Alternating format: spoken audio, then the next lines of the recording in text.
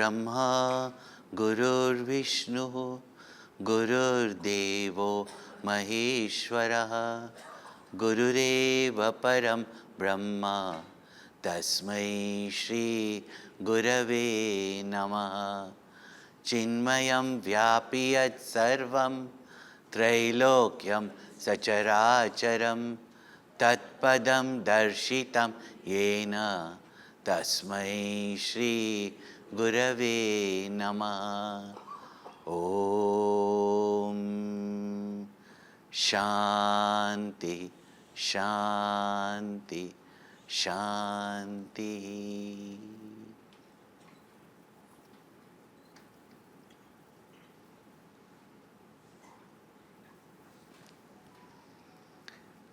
It has been such a joy meeting all of you, and I don't think I need to ask. But did you reconnect? Yes. Yeah. And I thought that was the greatest joy, that we all reconnect with each other, and most of all, reconnect with our Gurudev, who has been such an important part of our life.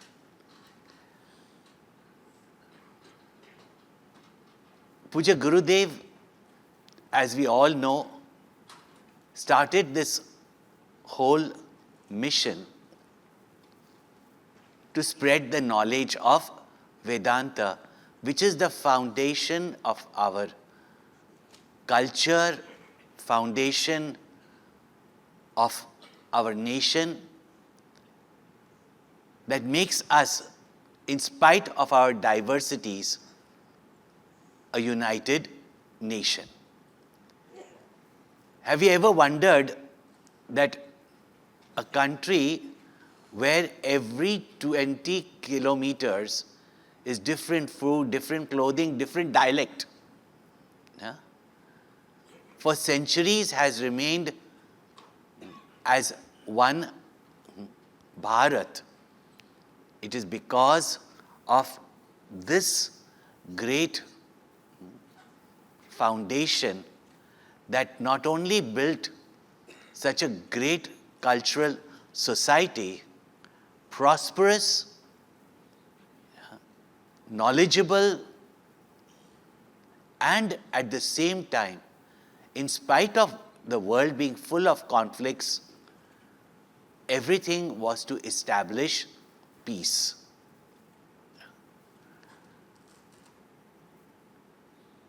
Gurudev had such a love and confidence, and at the same time that dedication to spread this Rishi culture, that every day of his life, we know, every day of his life, he spent in spreading this knowledge. And it is only with spiritual strength that we can live our life in peace and harmony with family, surroundings, etc. And therefore, each day of his life, he spread this knowledge of the Upanishads, and of course, its great practical applications at different periods of time, and that is the Bhagavad Gita. And so much was his love and passion, so much was his love and care, that in spite of his health, we keep hearing, but we still do not know. Just recently, we saw his X-ray of his heart. Do you know how many heart attacks this heart has had? Everybody just know it was functioning 15%. But how many heart attacks he's had, and still he did not stop. Some of us had the opportunity to be with him in the last few years. And even then, not even one moment of dullness with him. Not even one moment of, or even one day, until and unless for some reason he was hospitalized. Even there, as you would say, he would charm all the doctors and give some message and come, because every breath of his was a teaching. Not to teach others, as he said, but his entire vision and his mission was based on the Upanishadic tradition. If you read Taittiriya Upanishad, if you read Ishavasya Upanishad, particularly with his commentary, then you will understand what is this mission that Gurudev has built. As such, as he used to say, Guru is an institution in himself. But I will say, Gurudev was a nation in himself. And much more. That is the beauty of our Gurudev. And I was told by Guruji many years ago that Gurudev came down from the Himalayas, started this work, and as many of you know, that he was very resistant at first to start an organization with his name. As such, he built this organization for us, as an umbrella to protect us, to guide us, and to keep us nurtured and give us a means by which we can develop spiritually, socially, nationally, as well as internationally. So as an organization, he built it on the principle mainly of, as the Upanishad says, that do not compromise on your dharma, do not compromise on the knowledge that you have gained, do not compromise on your welfare, do not compromise on the prosperity that you create for the world. All this it is said, but 14 times the Upanishad in which repetition is a crime, because addressing advanced students who don't like repetition again and again and again and again. But 14 times, Swadhyaya pravachanabhyam na pramaditavyam. Do not compromise or falter in your Swadhyaya, study of the scriptures. And study of the scriptures is not an objective knowledge, it's a subjective knowledge, in the sense that when you keep a mirror in front of you, what you see in the mirror is not out there. If you see, say, a mark on your face in the mirror, or the face in the mirror, you don't rub the mirror, you scrub your face. And therefore he emphasized so strongly that daily study of the scriptures, in fact, even after realization. Yeah? Why? Because that's why the rishis say pravachan, that constantly reflect, not to give other people lectures or advise others, but it is for your constant reflection and revelation. Yeah? And he demonstrated in his life, just as Sri Krishna says, that even if you don't want anything, even though you are realized, you have no desire whatsoever, no work needs to be done for you, but such a person, loka sangraham vapi sampashyan kartum arhasi, that for the well-being of everybody, for guiding people in the right direction, to give them that knowledge that will give them the recognition of themselves and their oneness with the universe. And in that oneness alone there is love, and in that love alone there is that dedication, that service. So he built the mission and demonstrated every day of his life. And therefore, from children to sannyasis, for every stage of our life, from brahmacharya to sannyas. Today we can say Chinmaya Mission caters from garbha samskar,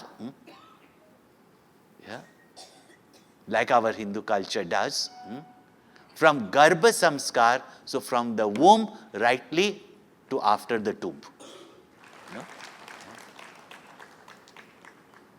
In the education system, from KG to PhD.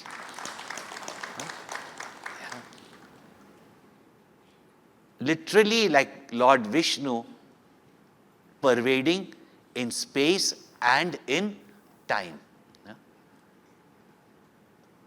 And we should never forget that core for which Gurudev did not even just speak about it, but he demonstrated that every day of his life was learning and teaching of Vedanta.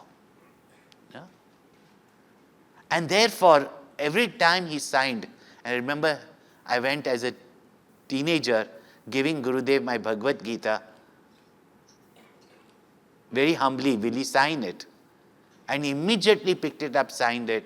But in the Bhagavad Gita, he always wrote to everyone that read 2 verses daily. And whatever we have understood, apply those knowledge bits in your life.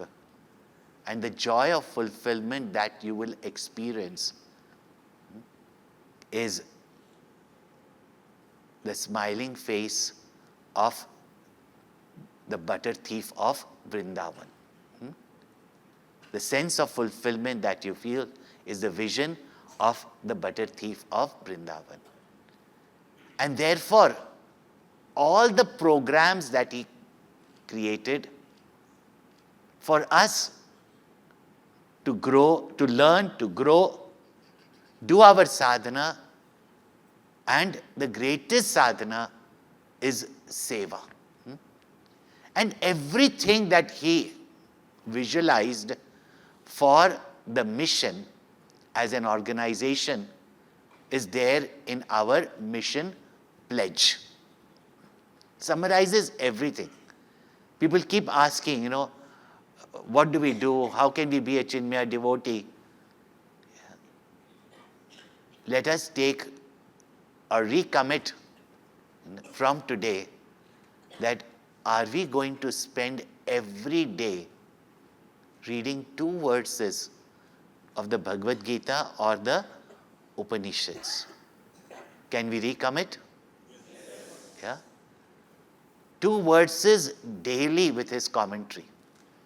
Really speaking, till today, as many times I've read his commentary, when I read his commentary, it's like he is there right now speaking to me in his presence. Let us first do that. And pravachan means spreading this knowledge. And we know how he dedicated his life for that. This is a demonstration because he is too huge to encapsulate him, his vision, his mission, through only one line of ideology. It was just everything packed together. And that too also, if anything, could package him.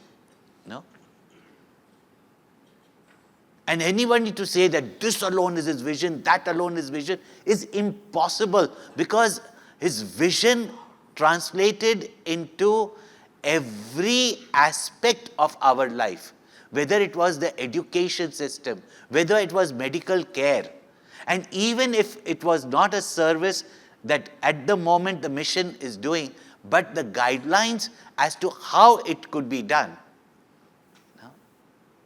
That is what he gave to the world. It's not like that only that a person becomes the man of the millennium or a Yuga Purusha. People may take whatever titles they want to. He took no titles. Neither Jagat Guru, nor Sadguru, nor Yuga Purusha, nor Avatar, but whom great saints and sages have declared as an avatar. Those great saints and sages, who have declared him as a great visionary, those great people, for us to listen to our Guru's glory is definitely Guru is Brahma, Guru is Vishnu, Guru is Devo, Maheshwara. Every disciple has to think of his Guru in that manner. But whom great saints and sages glorify, great people glorify,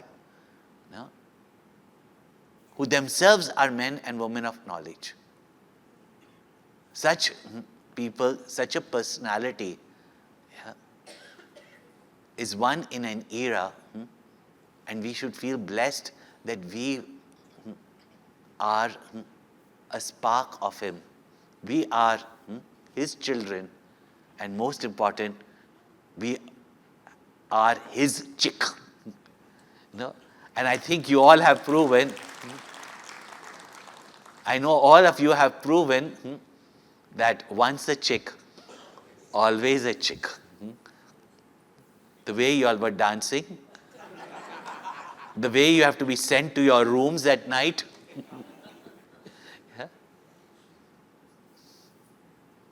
And he used to feel so happy if each one of us could light many other lamps.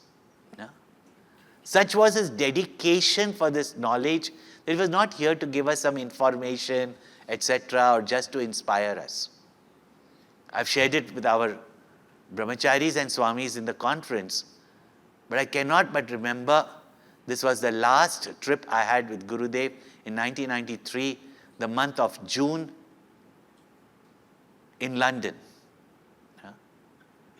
Before that, 2 years ago, his heart had failed so strongly, and if I tell you the events and share, because mostly we were here to share about Gurudev and revel in that,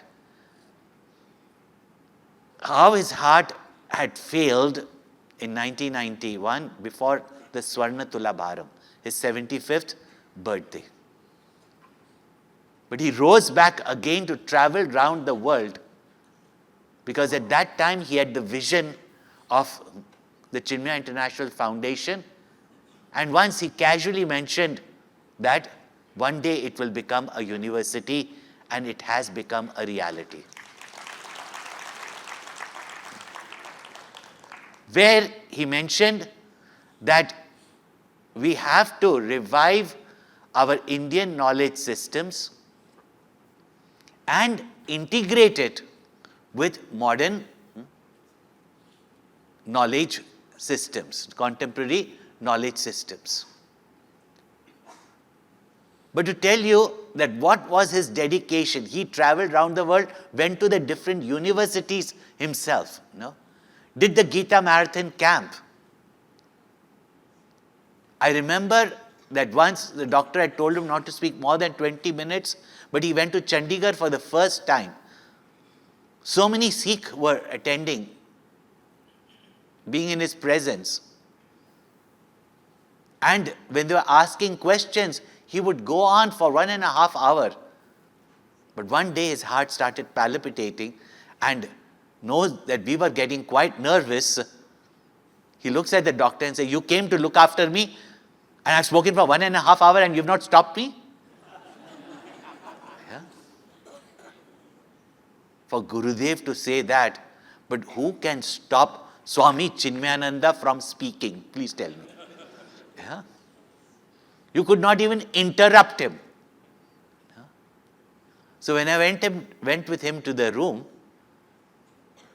and had the opportunity literally to tuck him into bed, even there he picked up the book of Kabir and started reading out loudly. Of course, I was loving each moment of it. I was sitting beside his bed,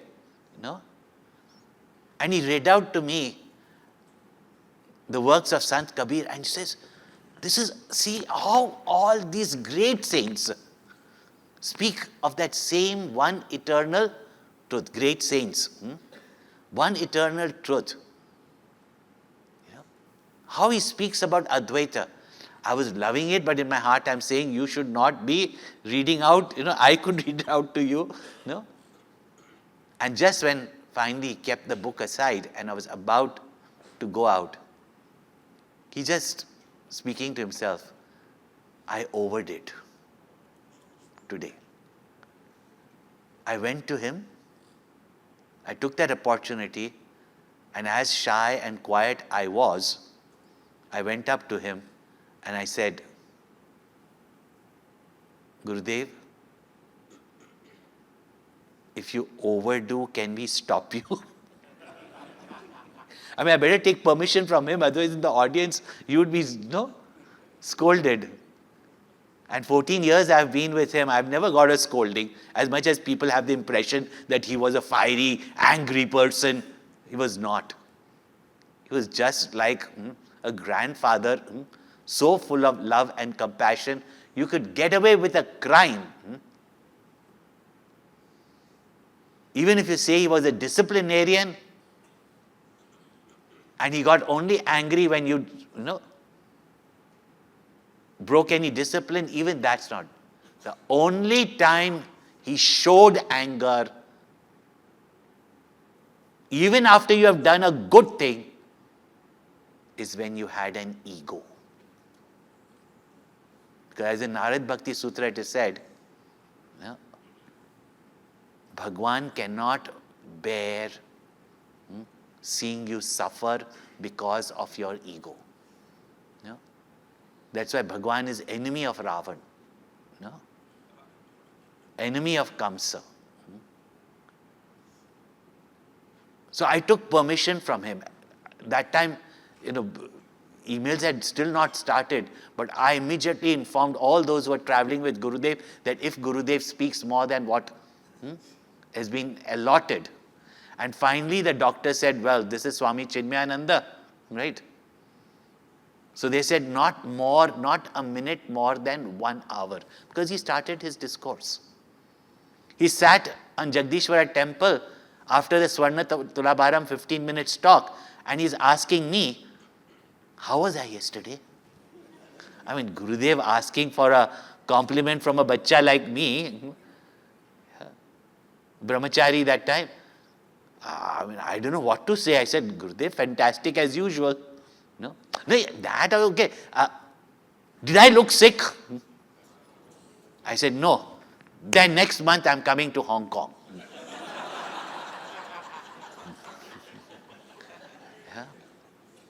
And you would not recognize or feel that anything was wrong with him once he got onto the Vyaspeeth. He was a roaring lion. But traveling with him all the way from Hong Kong, Australia, and each place seeing his health deteriorate, by the time we reached London, when he would get to his room, he had to take little oxygen also. I'd already told everybody that Gurudev will not speak more than 1 hour, and he is given, even though I didn't have the daring to get up and tell him, okay, Gurudev, stop. But the old trustees and devotees, I said, you tell them stop. First day, he went on for 1 hour, 10 minutes. Allotted time was 1.5 hours. No? He went on for 1 hour, 10 minutes. One of Gurudev's old devotees, trustees there, when we got into the lift, we said, Gurudev, he said, Gurudev, you're not supposed to speak more than 1 hour. You spoke, 1 hour, 10 minutes. He said, when I'm in that, I don't know about time. So he said, I was showing you the time. Yeah. So tomorrow, Gurudev, I will dangle my watch. Dangle my watch. Later on, people just got up and said, Purnamada, Purnamidam. Yeah. I'll dangle my watch. So he said, okay. He knew that we are saying, and he had already given me permission. He never forgot anything, no? Next day, he spoke 1 hour, 15 minutes. Yeah. And he was speaking on the 9th chapter of the Bhagavad Gita. This man dangled his watch, and this was a man, if you saw Gurudev with different watches, because they used to exchange, they would take as prasad and give Gurudev another watch, So Gurudev knew what his watch was valued and all that. So next day he said, I even dangled my watch, and don't tell me. Gurudev just said, I don't see your watch. So he said,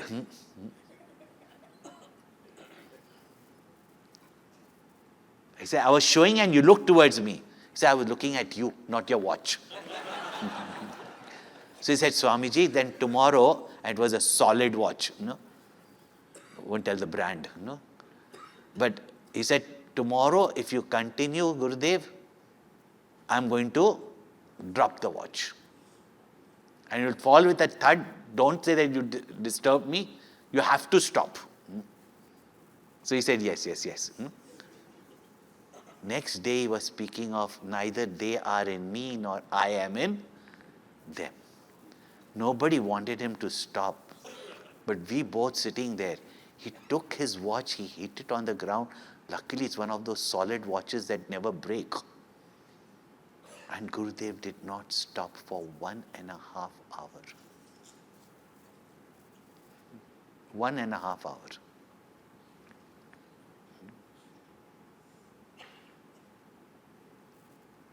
We got up, he saw that we both were very, very anxious.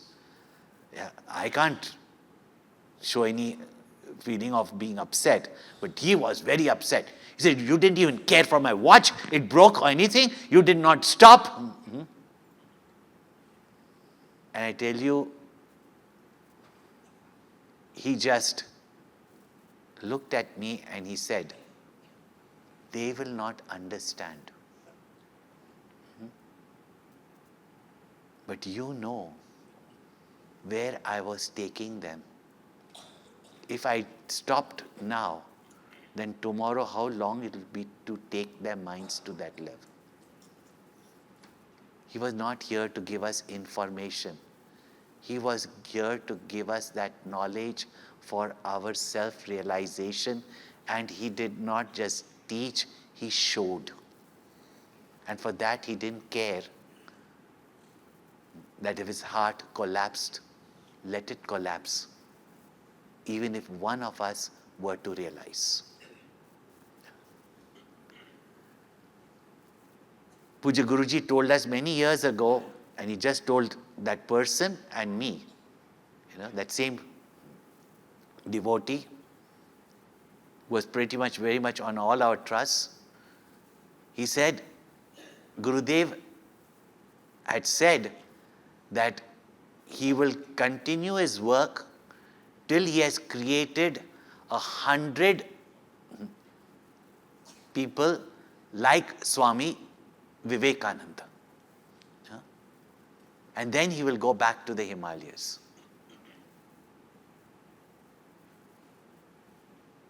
As such, he became more than 100 Vivekanandas put together. And this is not an exaggeration.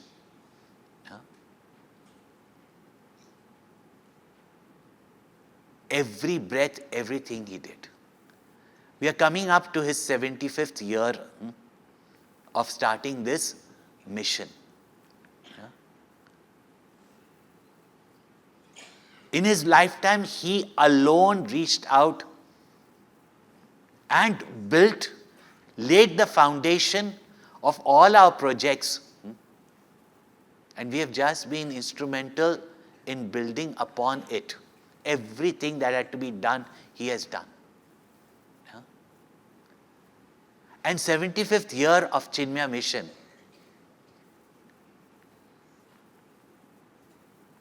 For such a personality to be known and his work to be carried on, can we all work by spreading his name, The way he taught, teachings are the Upanishads only. He clearly said, I have no teachings of my own. Yeah. People keep on even today saying, and which he did, that he brought this Vedanta knowledge to the educated masses in English. There were people who had done that also. But little do people understand that what Gurudev achieved was that which even modern scholars in universities abroad have begun to recognize, that this knowledge system, Bharatiya knowledge system, whose of course foundation is the Veda, the spiritual part of course is the Upanishads, but is the basis is the Veda. It is only in the cultural mindset of holistic thinking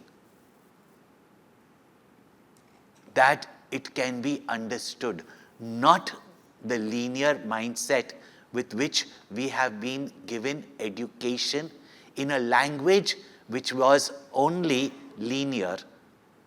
No? There a mindset that was not fit for this knowledge.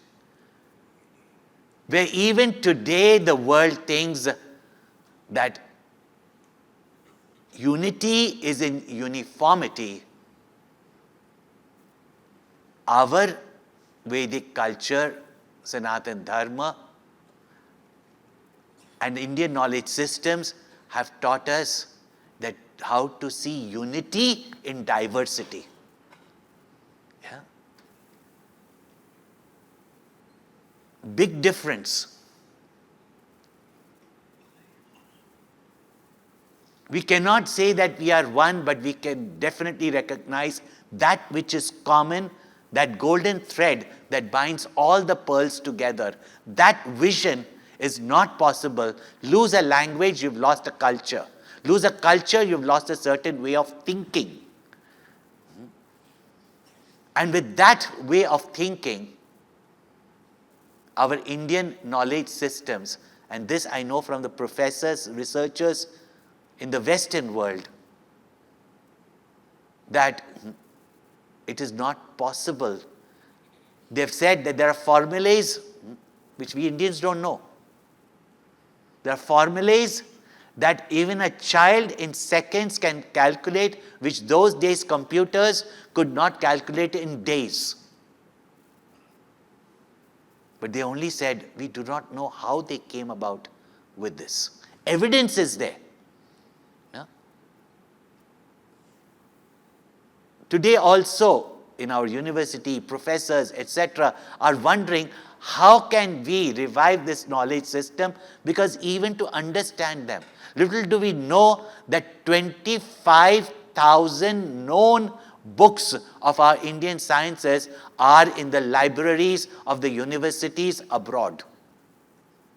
Yeah?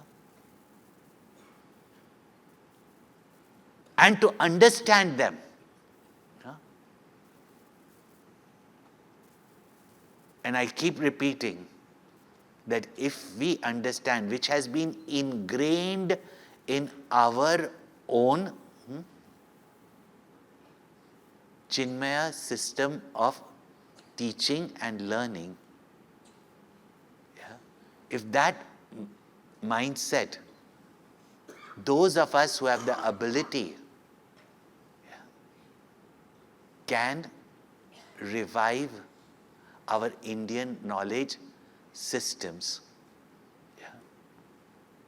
And therefore what Gurudev has given us is that what our rishis had given, a unique culture, a unique mindset, yeah, by which we get a holistic picture.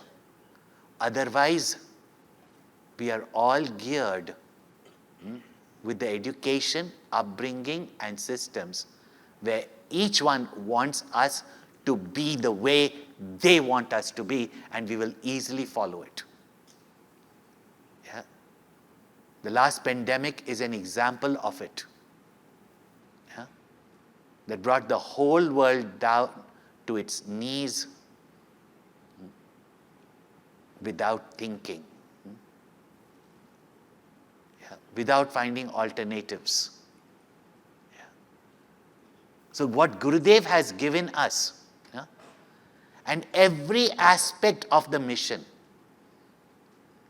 For what has Gurudev made this mission? It is not to start schools alone. It is to start schools with value-based education. Yeah? He didn't have objection that people give blood, but he said, I need every drop of your blood. Our Chinmaya Sevaks need every drop of their blood to turn into perspiration, to serve the world, to serve the nation. Therefore, the projects that Chinmaya Mission takes up, it is not to add another school, not to add another university. It is not just to start, dharamsalas, rooms for accommodation of people and all that. That whatever we do is to implant this vision, this knowledge that transforms us and transforms the world around us. And therefore, are we ready to continue his vision? Are we ready to continue his mission? And can we, in the 75th year of Chinmaya Mission, work towards the whole country and the world recognizing him to be a national icon? And whatever we can do, that the next generation will know about him, will know about his work, will know about his vision, and will know about his mission. Today I have also the pleasure of releasing for the first time the Chinmaya Mission Impact Report. Because when we were talking to the companies, because funds that are required today are in thousands of crores to run the mission, including build the university. And when we were approaching companies, etc., they said, we know Chinmaya Mission does a very good work, but what is the impact of that work? What is that impact of that work? It forced us to look back, as Gurudev never did. But he also, I remember saying once, when he was being given by the government of India, was being felicitated there. He said, I have not had the time to look back as to what the work has had impact. But now that you give me this award, it shows that my work has reached the people. It has impacted the people. So Gurudev's life, his vision, his mission, what impact it has created, it will be circulated to you. Please go through it. Rural Development Program. It's amazing to see what these village women have done. We'll put all our cities, city centers, all of us, it'll put us, to recognize that what can be done. These village women, during COVID time, one of the greatest things that we were able to achieve, within 1 week, especially when Delta wave hit. Yeah. Within 1 week from the world, we collected $1 million. And the greatest thing was, because of the networking during that time online, within 1 week, our brahmacharis, swamis, and mission members, mission centers contacted whichever area there was required for whichever institution that was doing service and dispatched that 1 million within 1 week, because it was an emergency. No? It was a great achievement.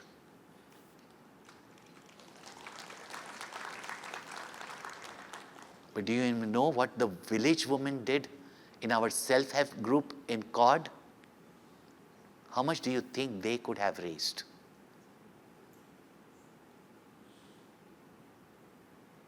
And saved 1,000 villages that could perish.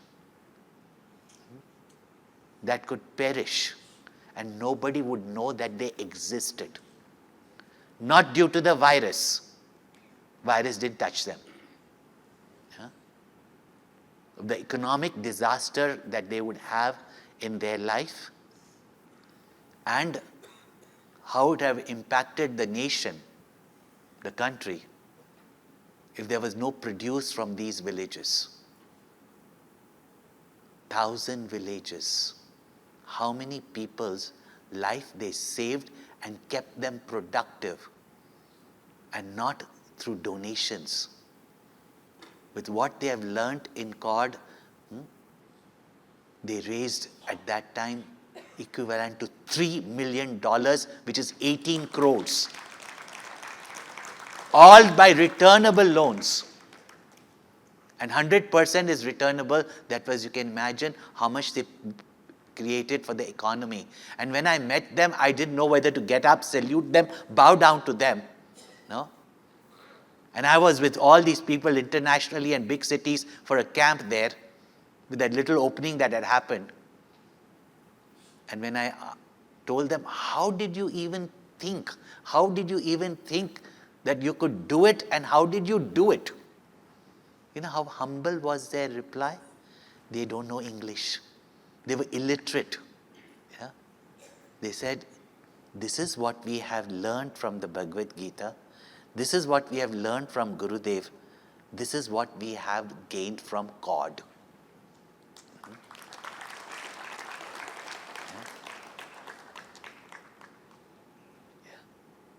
This is Gurudev's vision.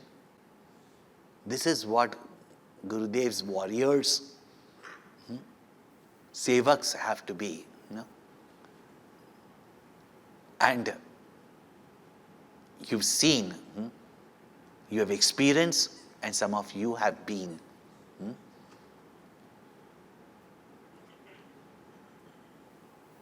Those, or at least we can say, on the way of becoming those 100 warriors that Gurudev wanted. And warrior, I don't mean only to go and shoot guns. And he said, the nation will change. Yeah? So that is all that I want to share, what I know of Gurudev's heart.